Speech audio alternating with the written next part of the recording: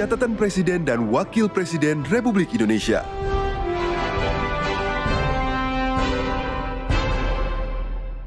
Presiden Prabowo Subianto tegaskan penanganan sampah nasional terpadu melalui gerakan Indonesia Asri.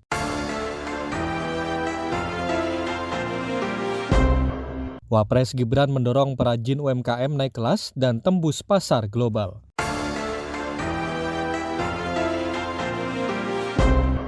Inilah catatan Presiden dan Wakil Presiden RI pada pekan ini dalam menjalankan roda pemerintahan dan kenegaraan. Saya Hutama Budi dan Ragil Lestari, inilah catatan Presiden dan Wakil Presiden RI selengkapnya. Catatan Presiden dan Wakil Presiden Republik Indonesia.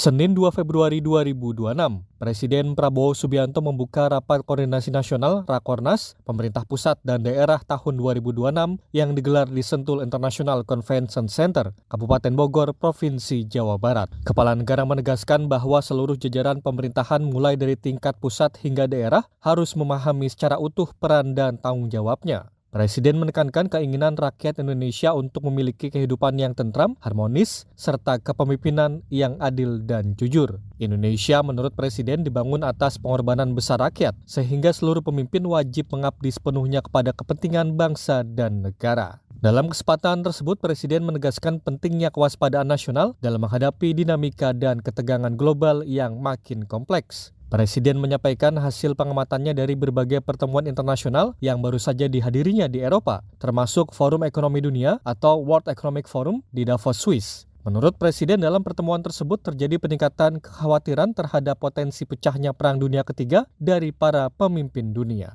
Saudara, saya baru pulang dari Eropa. Saya ketemu tokoh-tokoh dunia. Saya hadir di Davos. Puluhan kepala negara hadir. Hampir semua merisaukan pecahnya Perang Dunia Ketiga. Kita di sini menghadapi tantangan ya, perubahan iklim mengakibatkan kita menerima banyak bencana dan sebagainya. Tapi sekarang di tingkat dunia mengkhawatirkan akan terjadi Perang Dunia Ketiga. Saudara-saudara, ada simulasi. Kalau terjadi Perang Dunia Ketiga nuklir, kita yang tidak terlibat saja pasti kena. Kita akan kena partikel-partikel radioaktif. Mungkin ikan-ikan kita nanti akan terkontaminasi semua. Akan terjadi nuclear winter. Karena debunya akan menutup matahari. Dan menutup mataharinya tidak 1 tahun, tidak 2 tahun, tidak 3 tahun. Para ahli mengatakan bisa winternya itu puluhan tahun. Ini yang dibicarakan di Presiden menegaskan komitmen pemerintah dalam menangani persoalan sampah nasional secara serius dan terintegrasi. Persoalan sampah menurut Presiden telah menjadi masalah krusial di berbagai daerah. Ia juga menyebutkan bahwa hampir seluruh tempat pembuangan akhir (TPA) di Indonesia diproyeksikan mengalami kelebihan kapasitas paling lambat pada tahun 2028. Yang sangat krusial adalah masalah sampah. Sampah ini menjadi masalah. Diproyeksi hampir semua TPA sampah akan mengalami overcapacity pada tahun 2028, bahkan lebih cepat. Untuk itu, tahun ini kita akan buka 34 proyek pembangunan waste to energy di 34 kota. Ini saya minta groundbreaking berapa bulan ini dilaksanakan. Ini kita perkirakan 2 tahun lagi sudah berfungsi. Ini investasi cukup besar totalnya itu hampir $3,5 miliar untuk 34 titik itu. Tetapi setelah saya lihat di beberapa kabupaten, saya yakin bahwa kota-kota kabupaten sudah juga mulai harus ada. Dan ini sudah ada inisiatif beberapa bupati, improvisasi, ini sedang kita pelajari, mungkin bisa saling menukar pengalaman. Penyelesaian masalah sampah, kita perlu kerjasama antara pemerintah pusat dan pemerintah daerah, tapi kita tidak boleh menunggu. Karena itu, bila perlu, demi kepentingan rakyat, pemerintah pusat yang akan memimpin. Selain pengelolaan sampah, Presiden Prabowo Subianto juga memperkenalkan gagasan proyek gentengnisasi sebagai bagian dari upaya memperindah lingkungan permukiman. Presiden menilai penggunaan atap seng yang meluas membuat kawasan menjadi panas dan kurang estetis.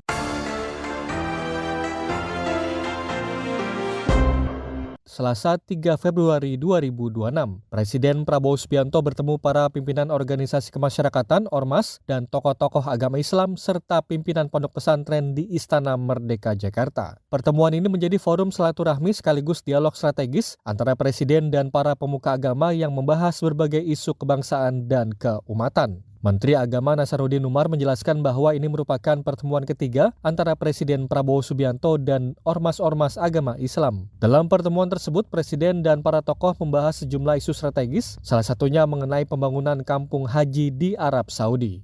Alhamdulillah Bapak Presiden selain memberikan penjelasan yang panjang tentang apa yang disampaikan tadi oleh Gus ya, juga Bapak Presiden memberikan penjelasan dan informasi tentang perkampungan haji. Perkampungan haji perlu saya sampaikan bahwa ini keakraban Presiden kita dengan MPS, sehingga kita negara yang pertama diberikan kesempatan untuk membeli properti yang ada di kota Mekah dan Madinah. Tidak ada satu negara pun yang mendapatkan hal seperti ini selain Indonesia. Dan alhamdulillah kemarin minggu yang lalu ya, pemerintah Saudi Arabia juga sudah memberikan suatu keputusan resmi bahwa asing sudah bisa membeli properti, tanah, hotel dan sebagainya di Mekah dan Madinah. Dulu kan enggak, kalau di Riyadh boleh, Jeddah boleh, tapi Mekah dan Madinah itu memang selama ini tertutup. Alhamdulillah karena Bapak Presiden mempunyai hubungan yang dekat dengan Raja sehingga diberikan kesempatan dan kita sudah mendapatkan lahan yang cukup luas ya. Itu mungkin hampir sekitar 60 hektar nanti, antara 1 sampai 3 kilometer dari Ka'bah, tapi nanti akan ada terowongan yang menghubungkan Masjid Haram dengan perkampungan Indonesia. Ya. Di samping itu juga nanti Bapak Presiden menyetujui akan adanya komunikasi intensif dengan para tokoh-tokoh agama, ya, sangat terbuka tadi. Presiden juga kelihatan sangat menikmati diskusi dengan pimpinan-pimpinan keagamaan, ya, terutama para ulama pimpinan pondok pesantren tadi. Di samping itu juga nanti akan ada pengembangan LPDU, Lembaga Pemberdayaan Dana Umat, ya, pundi-pundi keumatan pada masing-masing agama itu juga nanti mungkin akan ada semacam sentuhan-sentuhan manajemen dari para profesional, sehingga dengan demikian efisiensi efektif akan kita himpun dana-dana umat itu sendiri untuk mereka sendiri. Pada pertemuan tersebut, Menteri Agama menyebutkan Presiden Prabowo Subianto membuka ruang komunikasi dan diskusi bersama para tokoh agama. Dalam suasana dialog yang cair, Presiden Prabowo Subianto membuka ruang komunikasi intensif dengan para tokoh agama. Diskusi berlangsung hidup, penuh gagasan, dan ini menunjukkan komitmen Presiden Prabowo Subianto untuk terus merawat kebersamaan serta mendengar langsung aspirasi para ulama dan pimpinan pondok pesantren.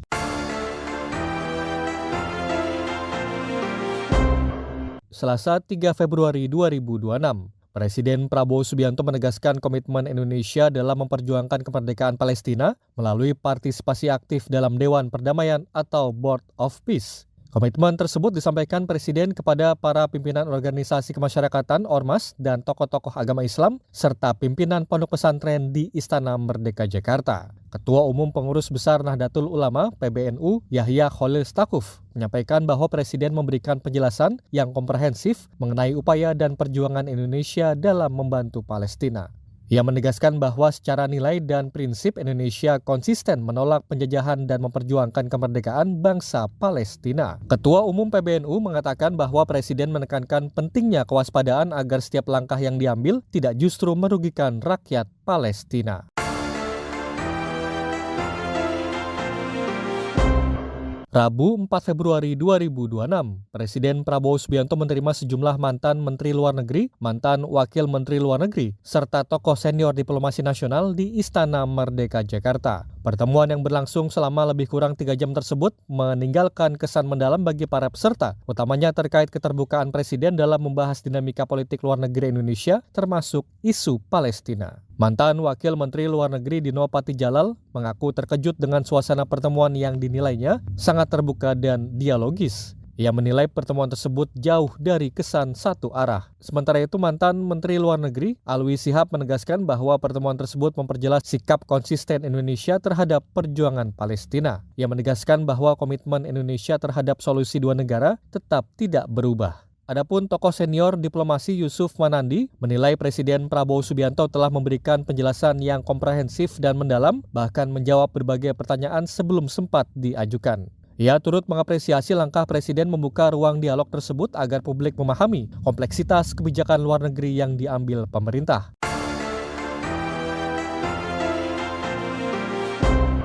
Kamis 5 Februari 2026, Presiden Prabowo Subianto menyaksikan pengucapan Sumpah Adis Kadir sebagai Hakim Konstitusi di Istana Negara Jakarta. Sebagai Hakim Konstitusi terhitung sejak saat pengucapan sumpah. Demi Allah, saya bersumpah bahwa saya akan memenuhi kewajiban Hakim Konstitusi dengan sebaik-baiknya dan seadil-adilnya. Pelaksanaan pengucapan sumpah jabatan diakhiri dengan pemberian ucapan selamat oleh Presiden Prabowo Subianto dan Wakil Presiden Gibran Rakabuming yang kemudian diikuti oleh para tamu undangan yang hadir. Turut hadir dalam acara pelantikan yakni para pimpinan lembaga negara, para menteri dan wakil menteri Kabinet Merah Putih, Kapolri Jenderal Listio Sigit Prabowo, dan Wakil Panglima TNI Jenderal Tandio Budi Revita. Sementara itu, di hari yang sama, Presiden Prabowo Subianto juga secara resmi melantik Jude Agung sebagai Wakil Menteri Keuangan Kabinet Merah Putih sisa masa jabatan periode 2024-2029. Adapun pengangkatan Jude Agung sebagai Wakil Menteri Keuangan didasarkan pada keputusan Presiden Republik Indonesia nomor 3/M tahun 2026 tentang pengangkatan Wakil Menteri Keuangan Kabinet Merah Putih periode tahun 2024-2029.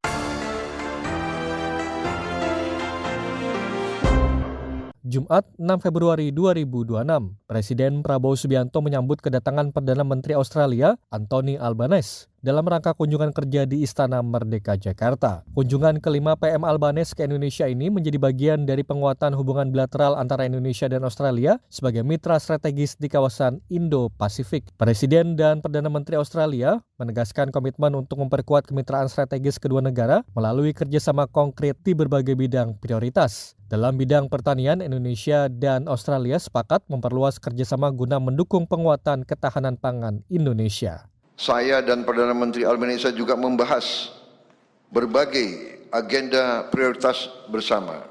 Di bidang pertanian, saya mengundang pihak Australia untuk mengembangkan joint venture di sektor pertanian di kedua negara, guna mendukung upaya Indonesia untuk memperkuat ketahanan pangan kita. Saya juga mengundang Australia untuk berinvestasi di sektor hilirisasi mineral kritis Indonesia, termasuk pengolahan nikel, tembaga, boksit, dan emas. Pada saat yang sama, kami juga mendorong perusahaan Indonesia untuk berinvestasi di sektor pertambangan mineral kritis Australia. Dan antara siap bekerja sama dengan para mitranya di Australia untuk menjajaki peluang co-investment dan dalam berbagai bentuk kemitraan lainnya. Dalam kesempatan tersebut, Presiden Prabowo Subianto mengatakan bahwa posisi geografis Indonesia dan Australia yang berdekatan membuat kedua negara ditakdirkan hidup berdampingan. Oleh karena itu, hubungan bilateral kedua negara dibangun di atas dasar saling percaya dan itikat baik.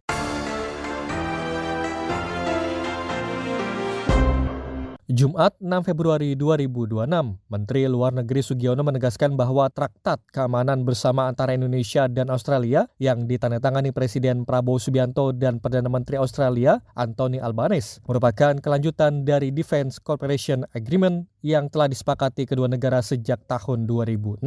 Traktat itu menurut Menlu menitikberatkan pada penguatan mekanisme konsultasi bilateral di bidang keamanan, bukan pembentukan aliansi militer atau inisiatif pertahanan baru. Menlu menjelaskan bahwa kerjasama ini mencakup forum konsultasi rutin antara pimpinan dan menteri kedua negara untuk membahas situasi keamanan regional dan global yang saling mempengaruhi. Menlu Sugiono juga menegaskan bahwa kerjasama ini bukan merupakan fakta pertahanan.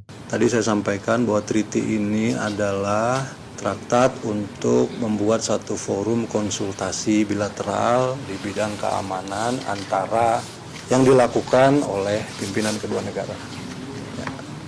Tidak ada inisiatif pertahanan. Kalau tadi ditanya apakah ini merupakan apa tadi istilahnya? Fakta, tidak. Ini bukan merupakan fakta, ini bukan merupakan bukan fakta pertahanan, bukan fakta militer gitu. Tidak ada yang kemudian seperti yang tadi disampaikan bahwa ancaman terhadap satu negara merupakan dipersepsikan sebagai bahaya juga atau bagi negara yang lain, tidak seperti itu. Ini adalah forum konsultasi tentang situasi keamanan. Menlu Sugiono menambahkan bahwa mekanisme konsultasi semacam ini merupakan praktik lazim dalam diplomasi Indonesia, baik di tingkat regional maupun bilateral, sebagaimana forum konsultasi yang dimiliki Indonesia dengan negara-negara mitra lainnya.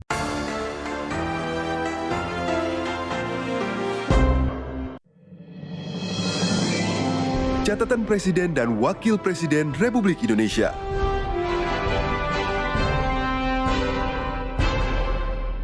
Senin 2 Februari 2026, Wakil Presiden Gibran Raka Buming Raka menghadiri taklimat Presiden Republik Indonesia dalam rapat koordinasi nasional pemerintah pusat di daerah tahun 2026 di Sentul International Convention Center, Kabupaten Bogor, Provinsi Jawa Barat. Rakornas dibuka secara resmi oleh Presiden Prabowo Subianto menjadi forum strategis untuk memperkuat sinergi pemerintah pusat dan daerah dalam mengawal arah pembangunan nasional.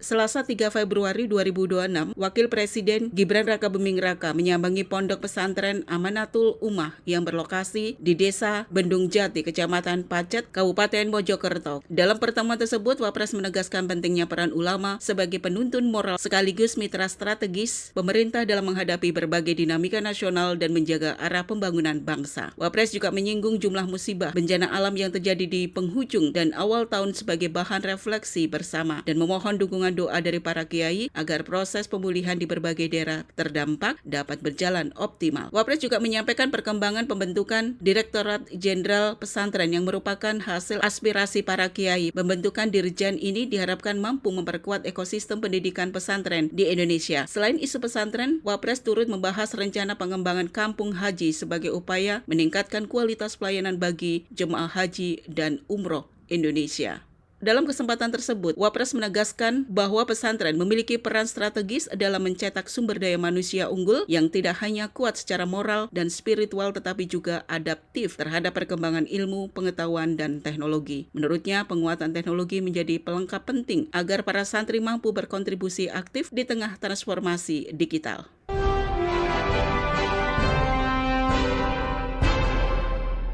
Rabu 4 Februari 2026, Wakil Presiden Gibran Raka Buming Raka meninjau kegiatan Inagraf 2026 yang digelar di Jakarta Convention Center, Jakarta. Peninjauan ini menjadi wujud komitmen pemerintah dalam mendorong perajin usaha mikro, kecil, dan menengah atau UMKM agar naik kelas serta mampu menembus pasar global melalui penguatan kualitas dan inovasi produk kria nasional. Dalam peninjauan tersebut, Wapres mengunjungi sejumlah stand pameran yang menampilkan beragam produk kerajinan tangan mulai dari batik, fashion, pakaian, aksesoris, hiasan, hingga peralatan rumah tangga. Ia juga tampak tertarik dan membeli lukisan kaligrafi hasil karya perajin lokal sebagai bentuk apresiasi terhadap kreativitas dan kualitas produk kria dalam negeri.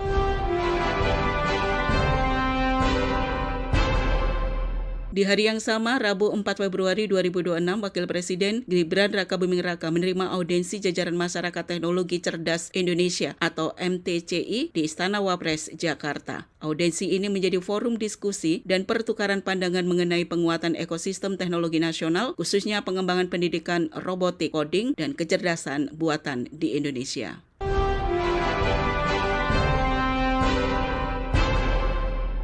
Kamis 5 Februari 2026, Wakil Presiden Gibran Rakabuming Raka menerima audiensi Ikatan Mahasiswa Sumatera Utara di Istana Wakil Presiden. Dalam pertemuan tersebut, Wapres mengapresiasi antusiasme dan semangat dari mahasiswa Sumatera Utara ini dalam melestarikan ulos sebagai bagian dari kekayaan budaya Sumatera Utara. Wapres juga menyampaikan dukungan terhadap upaya pengajuan ulos sebagai warisan budaya tak benda UNESCO. Saat ini ulos diketahui telah masuk dalam daftar tunggu pengajuan pada organisasi internasional tersebut.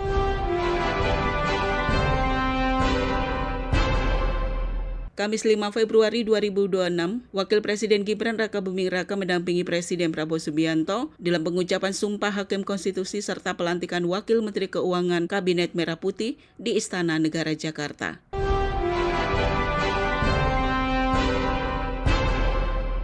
Jumat 6 Februari 2026, Wakil Presiden Gibran Rakabuming Raka melakukan kunjungan kerja di Kabupaten Tegal, Provinsi Jawa Tengah untuk meninjau langsung lokasi terdampak bencana serta memastikan penanganan pengungsian berjalan cepat, terpadu, dan tepat sasaran. Agenda pertama Wapres adalah mengunjungi posko pengungsian Majelis Az-Zikir Warotibain di rumah Bapak Kamal. Di lokasi ini Wapres meninjau kondisi para pengungsi, fasilitas penampungan, serta distribusi bantuan logistik. Wapres juga berdialog langsung dengan warga untuk menyerap aspirasi dan kebutuhan mendesak di lapangan. Selain itu, meninjau lokasi bencana di wilayah Desa Padasari. Di sana Wapres meninjau kondisi infrastruktur, pemukiman warga, serta langkah-langkah tanggap darurat yang dilakukan pemerintah daerah dan BPBD.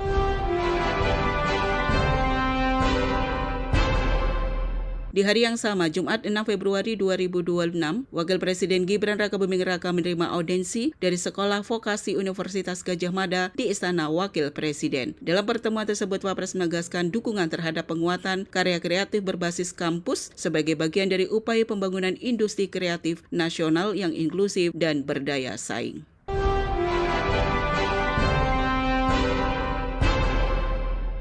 Demikian catatan Presiden dan Wakil Presiden RI pada pekan ini. Saya Hutama Budi, Ragi Lestari, dan tim liputan Istana Kepresidenan melaporkan.